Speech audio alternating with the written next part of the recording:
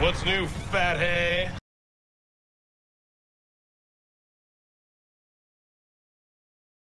Doc Owen here with Action Figure Times, and we've got some Matty Q&A for you. We appreciate everybody that submitted questions. Man, they're great. Keep sending them in. We need all the questions that we can get.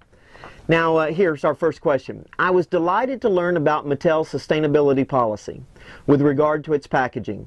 Does this mean we can look forward to smaller recyclable packaging? Has Mattel considered redesigning its packaging so that figures can be more easily removed from its package for play and can be stored in it for display?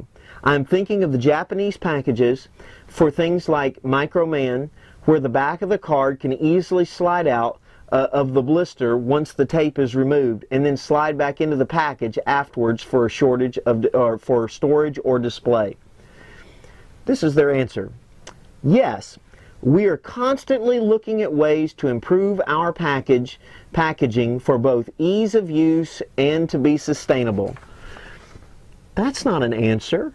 The question was, are you looking into making smaller and recyclable packaging? I like smaller packaging. Now, some packaging is the exception, like with the SDCC Superboy. I thought that was a great package and it was resealable.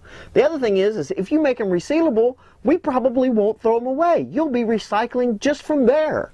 We'll probably keep them if we can put the stuff back into the package. But this, to me, is like, yeah, it's the party line. I mean, really. Micro Man does make some great stuff, by the way. Great Batman. Okay. The regular DCUC figure stands have been listed as sold out at Matty.com for a good long time. But sold out is not the same as gone for good. Yeah, on Matty it might be. Are they going to be restocked at some point, and if so, approximately when? I presume that they are still available to Mattel since they keep showing up in the DCUC waves and in green in the GL Movie Masters. Okay, their answer is this. These stands will not be back, but Superpower stands went on sale in July. Okay, here's the deal. The Superpower stands are great. I think they're fine. They're a throwback. I personally think that if you're going to sell Superpower stands, you ought to figure out how many figures you did in the Superpowers line and sell that amount of stands. I should not have to buy 50 Superpower stands, you know, when I only need 30 something. Now, here's the thing. I actually use the Superpower stands for actual Superpowers figures because it helps them stand up.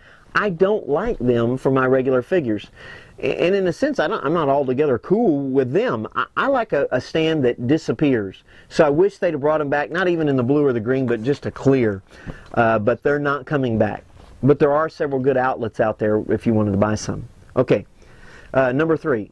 We are already getting into duplicate figures in the Action, or excuse me, why are we already getting into duplicate figures in the Action League line? Putting another Superman, not even a repaint, in with Wonder Woman, and we're only the 3rd wave in. Less Hal Jordans, less duplicate figures, please. Where's Shazam, Martian Manhunter, Aquaman, etc.? Here's their answer. Duplicates show up in order to have enough packs for variety on the shelf. What? Duplicates show up in order to have enough packs for variety on the shelf? Okay, what's variety? Variety is when you have something that's not like the others, right? And so if you gave me a pack that had 2 different figures in it, wouldn't that be more variety than a pack that had one figure that I had in the last wave and then one new figure? I mean, by adding a different figure, you have variety, right? Am I missing something? It says not every figure can be 100% new toy. Okay, I understand that. Reissuing figures helps keep the line in budget. Just because you are not seeing your favorite figure up next does not mean they won't come out in time. Listen, I love the DC Action line, but I know what this guy's talking about because, or gal, I'm not sure which it is, because I cannot understand why we have a 2-pack with Superman and Wonder Woman, 2 members of the Trinity, something I consider to be 2 anchor figures.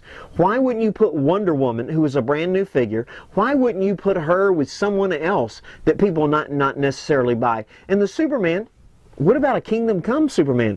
I love these figures. I think they're super cool. I love the styling on them and things like that.